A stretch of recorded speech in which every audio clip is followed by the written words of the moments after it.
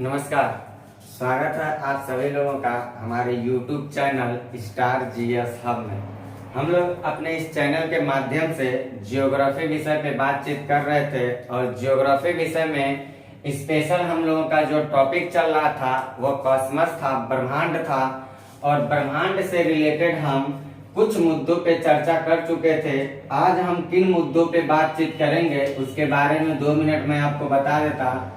हमने आपको इसके पहले के क्लास में ब्रह्मांड के बारे में, ब्रह्मांड क्या है, इसकी उत्पत्ति कैसे हुई, महाविस्फोटक सिद्धांत क्या है और ब्रह्मांड की जो उत्पत्ति हुई है वो कोई कल्पना है या कोई वैज्ञानिक मत है, और भविष्य में हमारा ब्रह्मांड कैसा रहेगा इसके बारे में पूरी बातचीत कर चुका हूँ। इसके बाद हमने जो अपनी बातचीत को आगे बढ़ाया था वो हम लोगों का था आकाशगंगा, गैलेक्सी से संबंधित बातों पे सारी डिस्कशन हम लोग कर चुके थे। इसके पहली वाली वीडियो आप देखिएगा। आकाशगंगा के बाद हम लोगों ने तारा को भी देख लिया, तारामंडल को। तारामंडल के बारे में हम लोग टोटल बातचीत कर चुके हैं और तारामंडल के बाद हम लोग तारा स्टार के बारे में भी हम लोग सारी बातचीत को कर चुके हैं। हम लोग इन मुद्दों पे चर्चा कर चुके हैं। आज जो मेरी क्लास चलेगी वो इन तारा से संबंधित जितनी सारी बातें हमने बताया है इसके पहले वाले वीडियो में, उसी को वीडियो चूंकि लंबा हो रहा था इसलिए मैंने क्लास को वहीं पे रोका। आज जो मैं बातचीत करूंगा वो इसी तारा से रिलेटेड 2 मुद्दों पे बातचीत करूंगा। एक हमारी बातचीत चलेगी तारों का जन्म कैसे होता है और दूसरा बातचीत चलेगा तारों का मृत्यु कैसे होता है, यानी कि तारों के जन्म और मृत्यु से संबंधित हम लोगों की आज बातचीत चलने वाली है। तो हम लोग चलते हैं पढ़ने। तारा क्या होते हैं ये सारी बात मैंने बता चुका है कि तारों के पास 2 क्वालिटी होता है। एक उसके पास प्रकाश देने की क्षमता होगी और दूसरा उसके पास उष्मा देने की क्षमता होगी और वो इलेक्ट्रोमैग्नेटिक रेडिएशन करने की ताकत रखेगी। ये बातें हमने कर चुका है। इसमें एनर्जी कहाँ से आता है उसके बारे में भी मैं बातचीत कर चुका हूँ। तारा से संबंधित मैं सारी बातचीत कर चुका हूँ। इसके पहले वाली वीडियो को जाके देखिएगा। आज हम जो बातचीत करेंगे वो तारों के जन्म और मृत्यु से संबंधित बातचीत चलने वाली है। यानी हम लोग देखते हैं जो तारे होते हैं उनका जन्म और मृत्यु कैसे होता है। बाकी इसके पहले कितनी सारी बातों को समझने के लिए आपको ठीक इसके पहले की वीडियो को आपको देखना पड़ेगा।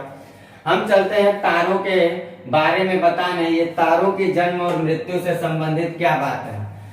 तो तारों का जो जन्म होता है उसको समझने के लिए हम लोगों को सबसे पहले आकाशगंगा से संबंधित कुछ रहस्यमय बातों को समझना पड़ेगा और उन रहस्यमय बातों को अगर हम समझ लेते हैं तो हम लोग तारों के जन्म से संबंधित बातों को समझ लेते हैं।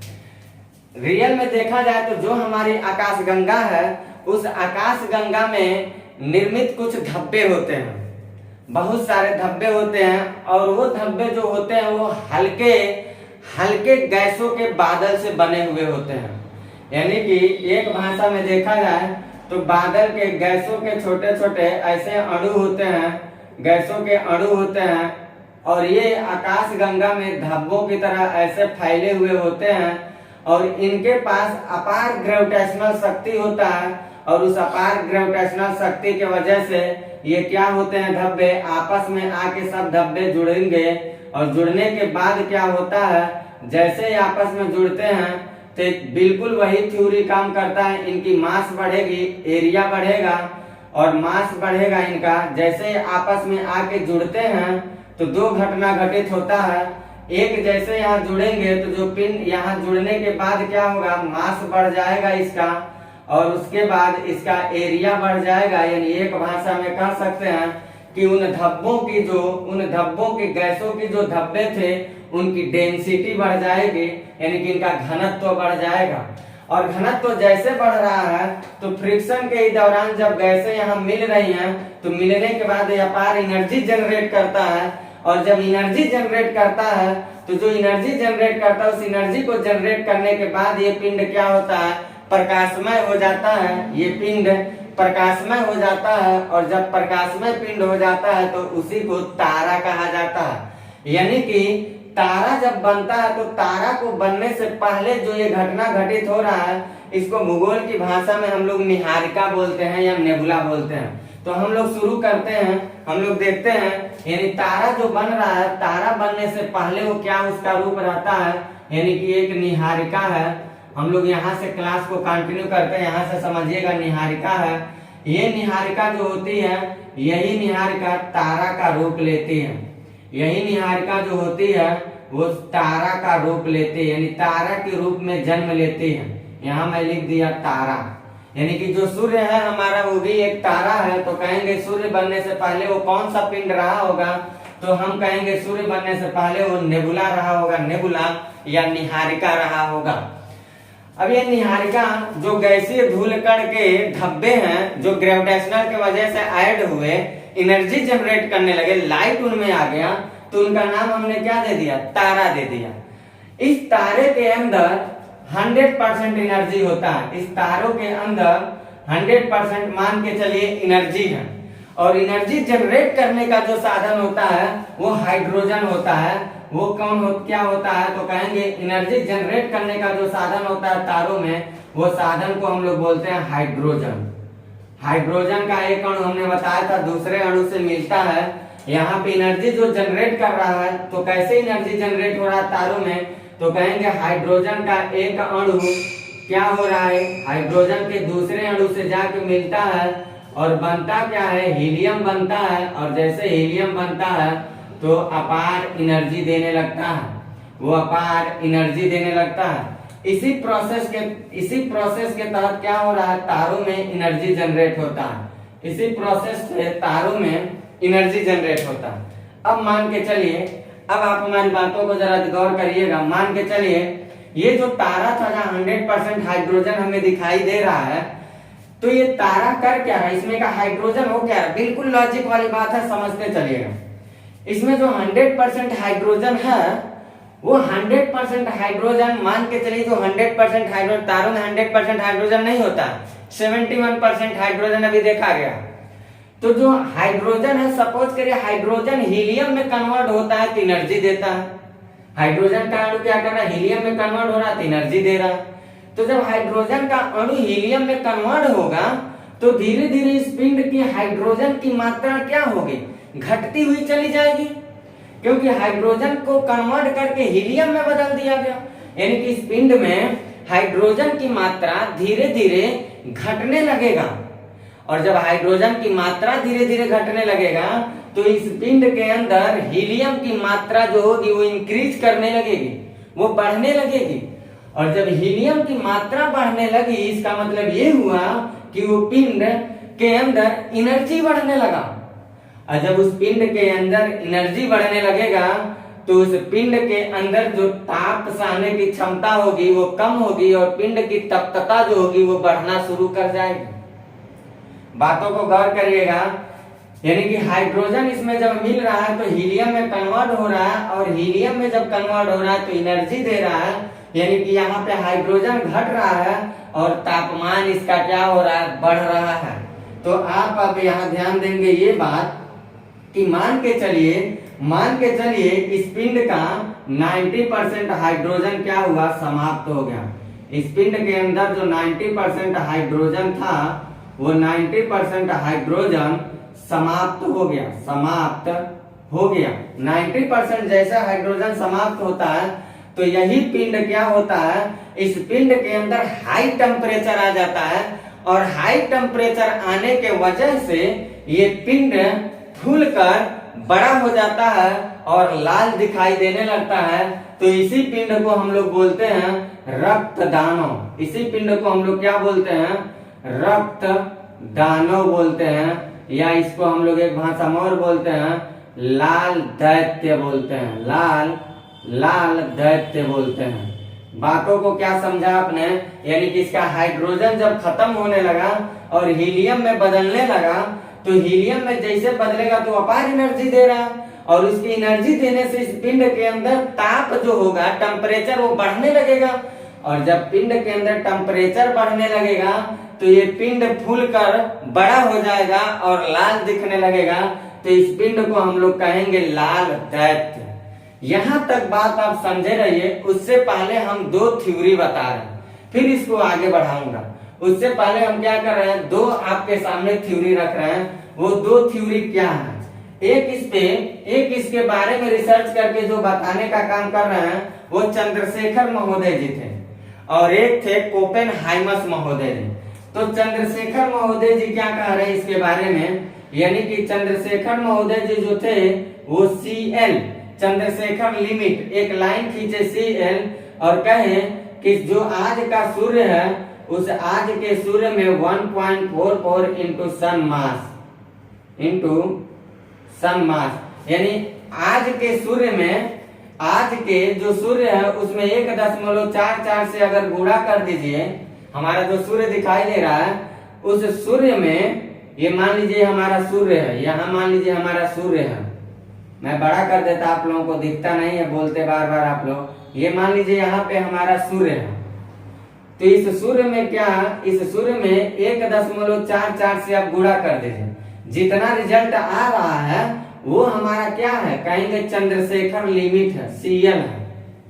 और दूसरा जो इस पे थ्योरी, अभी मैं इसको बता रहा हूँ ये क्या है, बस इतनी बातों को समझते चलिए। दूसरा है OL यानी कि ओपेनहाइमस लाइन। OL मतलब यहाँ जो वैज्ञानिक दे रहे हैं वो ओपेनहाइमस महोदय जी दिए थे, तो इसको हम लोग ओपेनहाइमस लिमिट कहते हैं या ओपेनहाइमस लाइन कहते हैं या ओपेनहाइमस रेखा, और इसको हम लोग कहते हैं चंद्रशेखर लिमिट या चंद्रशेखर रेखा। तो ओपेनहाइमस महोदय जी ये कहे कि आज का जो मेरा सूर्य दिखाई दे रहा है उस आज के सूर्य में 3.5 इंटू सन मास कर दीजिए, सन मास, यानी आज का जो मेरा सूर्य है उस आज के सूर्य में, यहाँ पे मैं आज का सूर्य बना दे रहा हूँ, ये आज का सूर्य है, इस आज के सूर्य में 3.55 से गुणा कर दीजिए, जो रिजल्ट मिलेगा वो होगा OL। वो क्या होगा, OL होगा।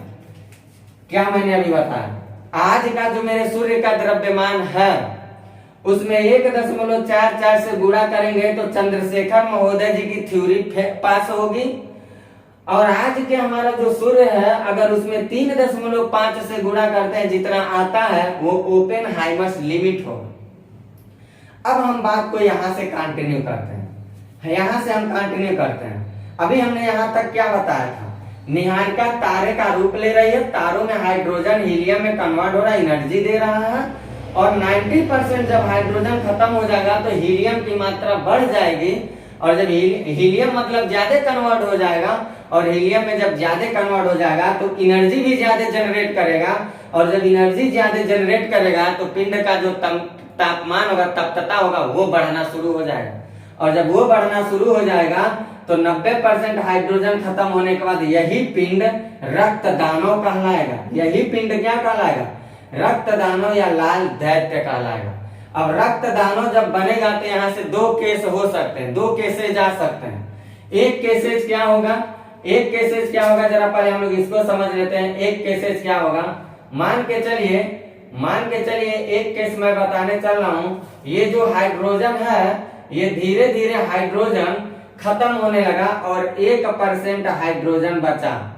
यहाँ 90% बचा तो रक्त दानव कहलाया। अब इस रक्त दानव पिंड में हाइड्रोजन और खत्म हो, जो 10% बचा था वो भी खत्म होता गया और फूलता गया और लाल होता गया। इसकी टेम्परेचर और बढ़ती गई। एक समय ऐसा आया इसमें उपस्थित हाइड्रोजन लगभग सब खत्म हो गया, बचा मात्र 1%। कितना बचा, 1% हाइड्रोजन बचा, 1% हाइड्रोजन बचा। अब जब 1% हाइड्रोजन बचा तो ये पिंड क्या होगा, एकदम फूल के लाल हो जाएगा और एकदम मरने के कगार पे आ जाएगा। और उसको हम लोग बोलते हैं श्वेत वामन। इसको क्या बोलते हैं हम लोग, श्वेत वामन बोलते हैं, श्वेत वामन। अब श्वेत वामन में हाइड्रोजन की मात्रा अगर आपसे पूछे कितना % बचा है, तो तारा में 100% मान के चलिए था तो 90% खत्म हो गया तो रक्त दानव बना, यानी यहाँ 10% हाइड्रोजन बचा। अब इस 10% हाइड्रोजन में भी 9% खत्म हो गया तो 1% बचा, तो इसका नाम क्या हो गया, श्वेत वामन। यानी यहाँ हाइड्रोजन की मात्रा मात्र कितना है, यहाँ हाइड्रोजन की मात्रा मात्र 1% हाइड्रोजन है, मात्र 1% हाइड्रोजन है। इसका मतलब ये हुआ कि ये पिंड एकदम टेम्परेचर से आग बबूला हो गया, अब मानिए जो 1% हाइड्रोजन बचा था वो भी 1% हाइड्रोजन इसमें हीलियम में कन्वर्ट हो गया, तो ये पिंड क्या होगा, श्वेत वामन जो होगा वो 1% जो हाइड्रोजन था वो भी खत्म हो गया, यानी कि H पूरी तरह से खत्म हो गया, तो ये पिंड ब्लास्ट कर जाएगा, ये पिंड क्या होगा, खत्म हो जाएगा। यानी कि तारों का जो मृत्यु होता है वो तारों की मृत्यु यहीं आके खत्म हो गई, तारा यहाँ पैदा हुआ, ऐसी ऐसी घटना घटी और यहाँ तक आया, और जब H पूरी तरह समाप्त हो जाएगा, हाइड्रोजन जब हाइड्रोजन इसमें हाइड्रोजन पूरी तरह समाप्त हो गया, पूरी तरह समाप्त, जब पूरी तरह समाप्त हो गया तो ये क्या हो जाएगा, इस पिंड को हम लोग बोलेंगे काला वामन, इस पिंड को बोलेंगे काला वामन बोलेंगे, या इसी को हम लोग बोलते हैं जीवाश्म तारा, इसी को बोलते हैं जीवाश्म तारा, यानी कि ये मर गया, हाइड्रोजन खत्म हो गया यानी कि वो मर गया। अब हम लोग देखते हैं, मान के चलिए इस पिंड का जो मास था, इसको अगर हम लोग थोड़ा इधर किए होते तो और अच्छा रहता, लेकिन कोई बात नहीं, यही हम लोग देख लेते। इस पिंड का जो मास था, अभी समझिएगा बात को जरा गौर से, इसको आप सर्च मार के ना हो तो यूट्यूब पे देख लीजिएगा, बहुतों मास्टर पढ़ाए होंगे आपको, ऐसा पता नहीं कैसे कैसे बताते, सब क्लियर ना हो गए। मैं एक बात आपको बता रहा हूं, पूरा लॉजिक की बातें आपको बता रहा हूं। निहारिका से तारा का रूप लिया, हाइड्रोजन मान के चलिए 100% था, 90% खत्म हो गया, 90% खत्म हो गया, इसका मतलब यहाँ हाइड्रोजन 90% एरिया तक हीलियम में बदल गया, हीलियम में बदल रहा है तो एनर्जी दे रहा है, इसका मतलब इसका 90% हिस्सा एनर्जी के रूप में बदल गया। और जब 90% मान लीजिए इसके पास अभी 1 रुपये 1 किलो भर का ऊर्जा, 1 कैलोरी एनर्जी है, इसकी टेम्परेचर 1 डिग्री सेल्सियस, ऐसे मान के चलिए इसी तापमान 1 डिग्री सेल्सियस है, और जैसे जैसे हाइड्रोजन खत्म हो गया, 90% खत्म हो गया, तो इसकी टेम्परेचर क्या होगी, 90 डिग्री सेल्सियस तक पहुंच जाएगी, यानी कि टेम्परेचर ज्यादा हो गया। तो जब टेम्परेचर ज्यादा हो गया तो ये फूल के लाल हो गया, तो लाल दैत्य कहलाया। अब इसमें बचा हुआ हाइड्रोजन कितना होगा, मात्र 10%, क्योंकि 100 था, 90 खत्म हो गया, 10 बचा, तो जो 10% हाइड्रोजन, उसमें हाइड्रोजन हीलियम में बदल के एनर्जी देने लगा, यानी कि हाइड्रोजन की मात्रा धीरे धीरे खत्म होते होते होते 9% और खत्म हो गया, बचा कितना, 1%। तो यही पिंड जो होगा वो श्वेत वामन कहलाएगा। और यही पिंड में जब हाइड्रोजन 1% यहाँ बचा है, जब पूरा हाइड्रोजन खत्म हो गया तो ये पिंड काला वामन या जीवाश्म तारा कहलाता है। ये कंडीशन जो चल रहा है, ये कंडीशन कब चलता है, जब इसका मास, इसका जो मास होगा, रक्तदानों का जो मास होगा, वो रक्तदानों का मास क्या होगा, मास इज ग्रेटर देन Cl होगा या लेस देन Cl होगा। इसको जरा देखिएगा, तो जो इसका मास होगा, mass is less than Cl। ये mass is less than Cl क्या होता है, जरा इसको समझिए। Mass is less than Cl यानी इसका जो मास है, द्रव्यमान है, वो द्रव्यमान अगर, इसका द्रव्यमान अगर चंद्रशेखर लिमिट से इसका मास चंद्रशेखर लिमिट से कम होगा तो क्या होगा, और ज्यादा होगा तो क्या होगा। अगर इसका मास चंद्रशेखर लिमिट से कम है, mass is less than Cl, इसका मास कम है, इसका द्रव्यमान कम है, किससे कम है, चंद्रशेखर लिमिट से। चंद्रशेखर लिमिट क्या है, तो हमारे सूर्य में लगभग 1.44 से गुणा कर दीजिए, J किलो आएगा, उतना हमारा Cl है। हम आपको एक उदाहरण देते हैं, मान लीजिए माना बता रहा हूं, मान लीजिए हमारा सूर्य 10 किलो का है, हमारा सूर्य जो है, सन जो है,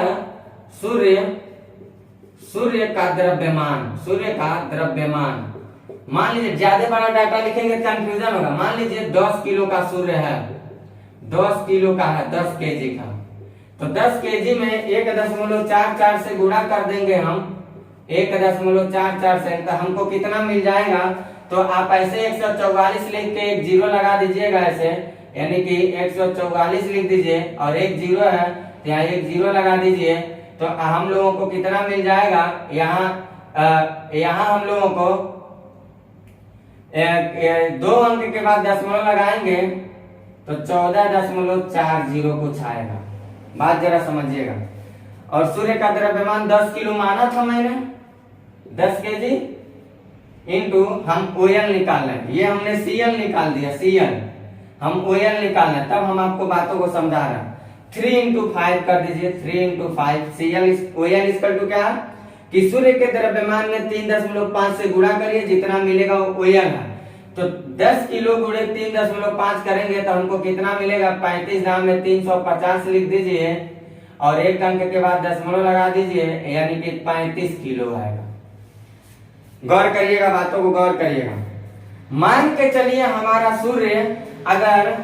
सूर्य अगर 10 किलो का होगा तो 14.40 किलोग्राम सीएल होगा, चंद्रशेखर लिमिट की क्षमता होगी। और मान लीजिए हमारा सूर्य अगर 10 किलो का है तो 35 किलोग्राम हमारा ओपेनहाइमर्स लिमिट होगा, ओपेनहाइमर्स लाइन की क्षमता होगी। आइए अपने मुद्दे पे। मान लीजिए इस पिंड का, ये जो रक्त दानव है, इसका द्रव्यमान हमारे सूर्य के, हमारे सीएल के यानी कि इससे 14.40 से कम है, ये कम है। तो ये क्या बन जाएगा, श्वेत वामन बनेगा और काला वामन बनेगा, फिर मर जाएगा। लेकिन मान लीजिए इसका द्रव्यमान इस सीएल से ज्यादा हो तब क्या होगा, इसका द्रव्यमान इस सीएल से, सीएल मतलब इतना, इससे ज्यादा हो तब क्या होगा। ये कोई पिंड अगर है ब्रह्मांड में रक्तदानव, तो जरूरी है वो या तो हमारे सूर्य के द्रव्यमान से ज्यादा होगा या तो हमारे सूर्य के द्रव्यमान से कम होगा।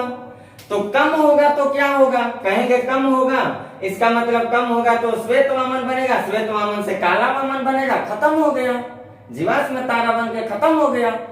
लेकिन अगर इसका मास हमारे सूर्य के मास से ज्यादा होगा तब क्या होगा, 1.44 से ज्यादा होगा तब क्या होगा, ये बात समझने की बात है। तो अगर मान लीजिए इसका मास जो होगा, इसका जो मास है, mass is greater than CL, इसका जो मास है, द्रव्यमान है, हमारे सीएल से ज्यादा है, यानी सीएल हम मानक तौर पे रखे हैं 14.4 किलो। ये मान लीजिए हमारे सूर्य का इतने वजन है, 10 किलो का था, 1.44 से गुणा किए तो 14.40 से भी ये बड़ा है। तो ये रक्त दानव क्या होगा, धीरे धीरे फूल जाएगा और फूल के रक्त दानव एक नया पिंड बनेगा और इस पिंड को हम लोग बोलते हैं सुपरनोवा। इस पिंड को बोलते हैं सुपरनोवा, सुपरनोवा बोलते हैं। और ये जो सुपरनोवा होता है, अगर इस सुपरनोवा में एच पूरी तरह खत्म हो गया और ये ब्लास्ट जब करता, हाइड्रोजन यहाँ भी खत्म हो रहा, हाइड्रोजन यहाँ भी खत्म हो रहा, और जब ये सुपरनोवा में हाइड्रोजन धीरे धीरे खत्म हो जाता है और खत्म होकर हाइड्रोजन जब पिंड जब ब्लास्ट करता है तो ये सुपरनोवा के ब्लास्ट से क्या बनते हैं, ग्रह बनते हैं, ग्रह और कुछ अन्य पिंड बनते हैं। तो आपसे अगर हम कहें हमारी धरती जो बनी है ये कहां से बनी है, तो हमारी धरती का जो निर्माण हुआ, जिस पृथ्वी पे हम लोग खड़े हैं, ये ब्रह्मांड उत्पत्ति से नहीं हुआ, जो मैं बिग बैंग थ्योरी बताया था। हमारी पृथ्वी जो है वो सुपरनोवा विस्फोट से बनी है। इसके बारे में हम लोग सब अभी जानेंगे, अभी बस मैं आपको लॉजिक समझा रहा हूं क्या होते हैं तारों का जन्म और मृत्यु की कहानी। ये एक तारा ही है, एक तारा ही था जो रक्तदानव बना, लेकिन इसका मास अगर सूर्य के मास से कम रहा तो ये घटना घट गया, और ज्यादा रहेगा इसका द्रव्यमान हमारे सूर्य के द्रव्यमान से तो कुछ ऐसी घटना घटेगा, ये सुपरनोवा बन जाएगा। और सुपरनोवा बन के हाइड्रोजन पूरा खत्म हो जाएगा, जब ब्लास्ट करेगा तो ग्रह, उपग्रह, ग्रह और अन्य पिंड बनते हैं। जो हमारी धरती है, पृथ्वी है, वो पृथ्वी इस सुपरनोवा विस्फोट से ही बनी है। यानी कि एक भाषा में कह सकते हैं कि हमारी आज की पृथ्वी किसी बड़े तारे जो हमारे सूर्य से भी 1.44 गुना से बड़ा था, उस तारे के विस्फोट से, उस तारे के विस्फोट से हमारी पृथ्वी का निर्माण हुआ है। इसीलिए हम जब पृथ्वी पढ़ाऊंगा तो वहां बताऊंगा आपको कि पृथ्वी निर्माण के समय पृथ्वी की टेम्परेचर बहुत ज्यादा थी, तो आपके मन में एक सवाल आएगा, जब इतनी हाई टेम्परेचर थी तो टेम्परेचर कहाँ गए? तो मैं दिखाऊंगा वर्षा होगा। वो वर्षा कहां से होगा? जीव आएंगे। जीव कैसे आएंगे? मानव कहां से आ गया? वायुमंडल में गैसें नहीं थी, गैस कहां से आ गया? ओजोन गैस नहीं था, ओजोन गैस कहां से आ गया? ऑक्सीजन नहीं था, ऑक्सीजन कहां से आ गया? ये सब रहस्य मैं बताऊंगा जब पृथ्वी पढ़ाऊंगा तब। अभी मैं ये बता रहा हूं कि रक्त दानव पिंड हमारे सूर्य के द्रव्यमान से 1.44 से ज्यादा था। तो जब ज्यादा था तो इस ससुरा ज्यादा टेम्परेचर रखेगा ना, और जब ज्यादा टेम्परेचर रखेगा तो इसका नाम रखा जाता है सुपरनोवा।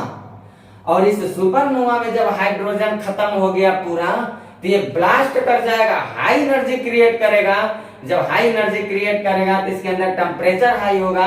जब टेम्परेचर हाई होगा तो एक समय आगे पिंड अपने बॉइलिंग पॉइंट पे पहुंच जाएगा और ऑन द स्पॉट ब्लास्ट कर जाएगा।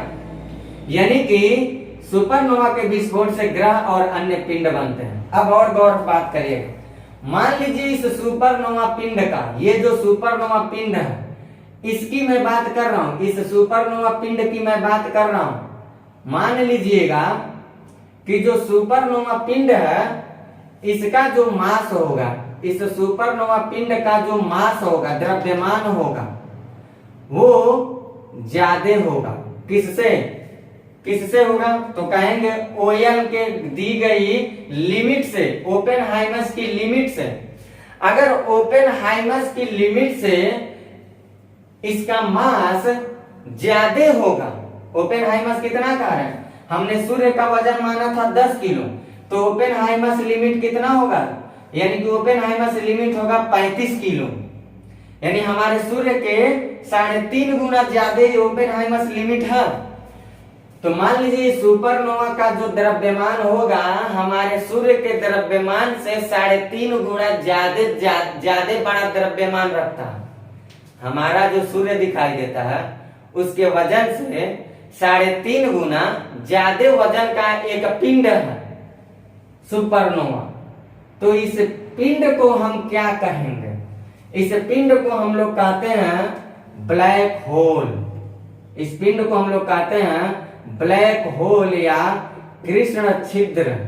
कृष्ण छिद्र आप लोग पढ़ते होंगे, तो हम लोग ऐसे पढ़ते हैं कृष्ण छिद्र के बारे में, तो कहते हैं कृष्ण छिद्र जो है, ब्लैक होल जो है अंतरिक्ष में एक ऐसा, हम लोग ऐसे कहते हैं, ऐसा होल। होल मत समझिएगा, होल मतलब कोई होल है दीवार में जैसे करते हैं, कोई होल नहीं है। वो एक बड़ा पिंड है जिस पिंड के पास हमारे सूर्य से 3.5 गुना ज्यादा, हमारे सूर्य के 3.5 गुना ज्यादा बड़ा है और हमारे सूर्य से 3.5 गुना ज्यादा ग्रेविटेशनल पावर रखता है।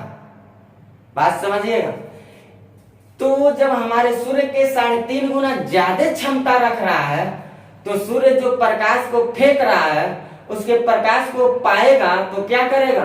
खा जाएगा। उसके प्रकाश को ऑन द स्पॉट खा जाएगा, प्रकाश को दिखने ही नहीं देगा और इसकी जो डेंसिटी होगी वो ज्यादा हो जाएगी सूर्य की अपेक्षा। इसीलिए कहा जाता है कि कृष्ण छिद्र की इतनी ज्यादा गुरुत्वाकर्षण शक्ति है कि उस रास्ते से प्रकाश भी अगर निकाला जाएगा तो उसको भी विलुप्त कर देता है, पता नहीं चलता। यहाँ तक कि अगर वो हमारे सूर्य को पा जाता है ये कृष्ण छिद्र, तो सूर्य को भी अपने ग्रेविटेशनल शक्ति से खींच के निकल जाएगा। हम जान नहीं पाएंगे कि हमारा इतना बड़ा सूर्य कहाँ गया। वो इसलिए कर लेता है क्योंकि इसके पास हमारे सूर्य के लगभग हमारे सुपरनोवा के लगभग 3.5 गुना ज्यादा हमारे सूर्य से क्षमता रखता है। ये सुपरनोवा बन रहा है कितना? सूर्य के द्रव्यमान से 1.44 गुना ज्यादा बड़ा, और इस सुपरनोवा से 3.5 गुना ज्यादा क्षमता बड़ा रखने वाला कृष्ण छिद्र है। इसका मतलब ये हुआ कि कृष्ण छिद्र के पास ग्रेविटेशनल जो पावर होगा वो ग्रेविटेशनल पावर ज्यादा होगा हमारे सूर्य की अपेक्षा। इसीलिए कोई भी चीज पाता है तो उसको ऑन द स्पॉट निगल लेता है। अभी मान लीजिए इसका मास किससे बड़ा था भाई? ओयल से। ओयल से बड़ा था तो ये बन गया, लेकिन इसका मास, जैसे इसका मास जो था सीएल से छोटा था, सीएल से बड़ा था, ऐसे इसका भी मास तो ओएल से छोटा और ओएल से बड़ा होगा। ओपेनहाइमर के सिद्धांत से कही गई बातों में पिंड का द्रव्यमान या तो बड़ा होगा या तो कम होगा। तो बड़ा था तो क्या बन गया, कृष्ण छिद्र। मान लीजिए छोटा होगा तो क्या होगा, मान लीजिए इसका जो मास होगा सुपरनोवा का ये कम होगा, किससे, ओपेनहाइमर लिमिट से। जो ओपेनहाइमर लिमिट कह रहे हैं उससे कम होगा, तब ये सुपरनोवा क्या बनेगा, तब ये सुपरनोवा न्यूट्रॉन तारा बनता है। तब ये सुपरनोवा क्या बनेगा भाई, न्यूट्रॉन तारा बनता है, न्यूट्रॉन तारा बनता है। न्यूट्रॉन तारा जो हम लोग पढ़ते हो वैसे बनता है। और इस न्यूट्रॉन तारा से दो घटना घटेगा, अगर लगातार एनर्जी निकले और अगर रुक रुक के एनर्जी निकले। अगर लगातार एनर्जी निकले और अगर रुक रुक के एनर्जी निकले तो क्या होगा, अगर इस न्यूट्रॉन तारा से लगातार ऊर्जा निकलेगा, लगातार एकदम लगातार ऊर्जा अगर निकलता है तो ये न्यूट्रॉन तारा को हम लोग बोलते हैं क्वासर्स, क्वासर्स बोलते हैं। और अगर रुक रुक के ऊर्जा निकलेगा, रुक रुक के ऊर्जा निकलेगा इसमें से, तो इसी का एक रूप हो जाता है पल्सर्स, उसको हम लोग पल्सर्स कहते हैं। इतनी बातों को आप समझ पा रहे हैं कि नहीं, मैं अभी इसको रिवीजन कराता हूँ, कंफ्यूजन जो होगा मैं दूर करता हूँ। मैं अपनी बातों को एक बार फिर लेके आता हूँ। अभी मैंने बताया तारा बनने से पहले वो क्या था, निहारिका। ये निहारिका क्या थे, अंतरिक्ष में धूल गैस के कण थे, हाई ग्रेविटेशनल था, मिले, एनर्जी जनरेट किए और एक पिंड का निर्माण किए जिस पिंड को बोलते हैं तारा। इस तारे के नाभिक में हाइड्रोजन अणु मिलते हैं, हीलियम बनाते हैं, तो ये ऊर्जा देता है। ठीक, अब एक बात समझिएगा, ये ऊर्जा तो दे रहा है, इसके जन्म जो हो रहा है, ये निहारिका से इसका जन्म हो रहा है, और इसका मृत्यु कैसे होगा इसके बारे में दो लोग सिद्धांत देने का काम किया है।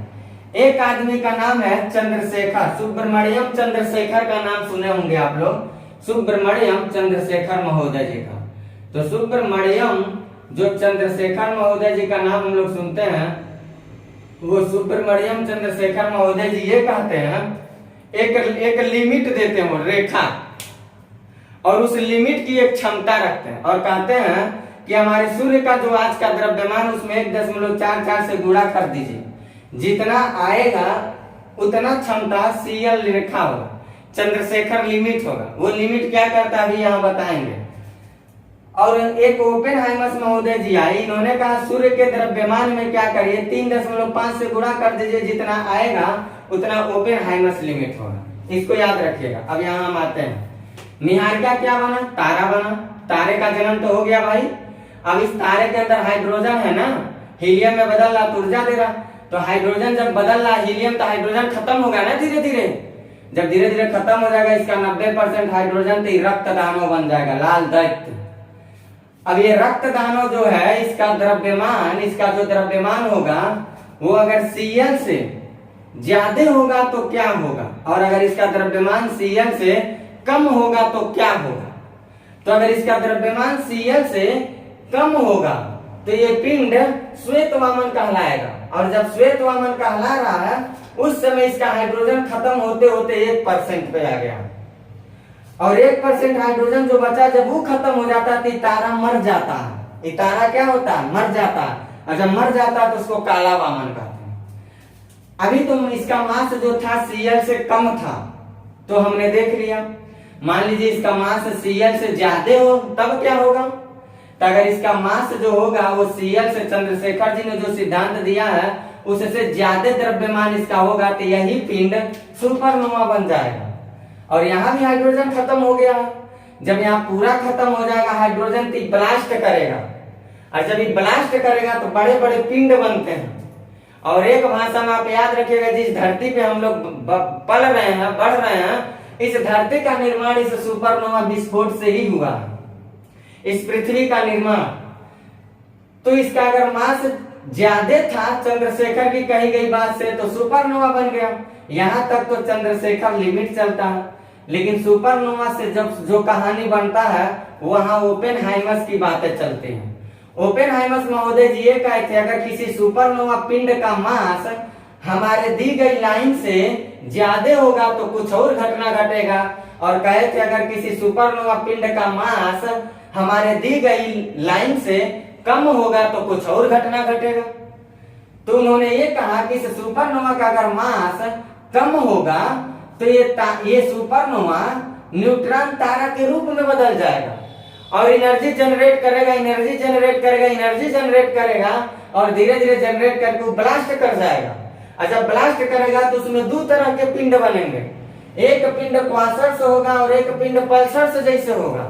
तो क्वासर से क्या होंगे और पल्सर से क्या होंगे, यानी कि न्यूट्रॉन तारा जो एनर्जी फेंक रहा है अगर लगातार ऊर्जा फेंकेगा तो क्वासर से कहेंगे और अगर रुक रुक के ऊर्जा फेंकेगा तो पल्सर से कहेंगे। इन सब बातों का ऐसे नोट कर करके लिखते चलिएगा।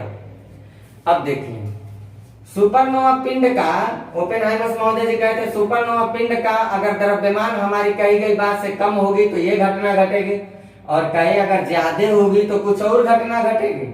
अगर इस सुपरनोवा का द्रव्यमान जो होगा चंद्रशेखर ओपेनहाइमर महोदय की कही गई बात से अगर ज्यादा निकल गया है, मान लीजिए ओपेनहाइमर महोदय 2 किलो की लाइन खींचे हैं किसी पिंड के बारे में और ये पिंड 5 किलो का निकल गया, यानी ज्यादा हो गया, तो ये पिंड कृष्ण छिद्र के रूप में हो जाएगा, यानी कि इस पिंड के पास हाई ग्रेविटेशनल पावर आ जाएगा और वो हमारे सूर्य के 3.5 गुना ज्यादा सुपरनोवा है, तो 3.5 गुना ज्यादा क्षमता ग्रेविटेशनल का रखता है और सुपरनोवा जो है 1.44 गुना हमारे सूर्य से बड़ा है, यानी कि मिला जुला के अगर देखा जाए तो हमारे सूर्य से लगभग 5 गुना बड़ा ये क्षमता रखता है। यानी हमारे सूर्य जैसे जैसे 5 सूर्य को पाएगा तो एक के साथ खा जाएगा, पता भी नहीं चलेगा कहाँ गए सूर्य लोग, इतनी ज्यादा इसके पास ग्रेविटेशनल शक्ति है। तो तारों का जन्म कैसे हुआ, निहारिका से। मृत्यु कैसे हो रहा, हाइड्रोजन के समाप्त होने से, ब्लास्ट कर गया, मर गया। तो ये कहानी आप याद रखिएगा। तारा पढ़ाते समय मैं इस बात को बताने वाला था लेकिन नहीं बता पाया क्योंकि आप लोगों का कमेंट भी था वीडियो बड़ा हो जा रहा है, तो हमने तारा के बारे में यहाँ एक बात जरूर कहूंगा, इसको अगर आप देख रहे हैं तो इसको देखने से पहले ठीक इसका पहले का पार्ट मेरे चैनल के प्लेलिस्ट में जाइएगा, जियोग्राफी की प्लेलिस्ट जियोग्राफी में जाइएगा, जियोग्राफी लेक्चर लिखा होगा उसको खोलिएगा, उसमें जो दूसरा लेक्चर है उस दूसरे लेक्चर में इसके पहले वाली बात है और ये तीसरे लेक्चर में जो बातें चल रही इसका इससे पहले की बात आप जरूर पढ़िएगा, लेक्चर नंबर 2, तब इसको आप समझ पाएंगे इस सारी कहानी, तब इसका मतलब आप जान पाएंगे। तो इतनी काम आप जरूर करिएगा। हमने आपको ब्रह्मांड से रिलेटेड सारे पिंडों के बारे में बता दिया। अगली क्लास में आपसे हम मिलेंगे, सौरमंडल के साथ मिलेंगे, सौरमंडल के साथ, सोलर सिस्टम के साथ हम मिलते हैं। तो अपनी क्लास को आज यहीं स्थगित करते हैं और आप लोगों से मेरा एक अपील रहेगा कि आप लोग हमारे चैनल को ज्यादा से ज्यादा लाइक करें। भाई लाइक नहीं आ रहा आप लोगों का, ना तो कमेंट कर रहे हैं ना लाइक कर रहे हैं, ऐसे आप लोग ना बैठे रहें क्योंकि हमारी मनोबल गिरती चली जा रही है। तो मेरी मनोबल को भी आप बढ़ाते चलिए, साथ साथ वीडियो को ज्यादा से ज्यादा लाइक करिए, शेयर भी करिए, सब्सक्राइब करते रहिए ताकि हमारी हौसलाएं बढ़ती रहें और हम और आपके लिए कुछ अच्छा करते रहें। तो मिलते हैं आपसे अगले वीडियो में सोलर सिस्टम के साथ, तब तक के लिए लेता हूं आपसे इजाजत। मिलते हैं अगली क्लास में, बाय, बेस्ट ऑफ लक।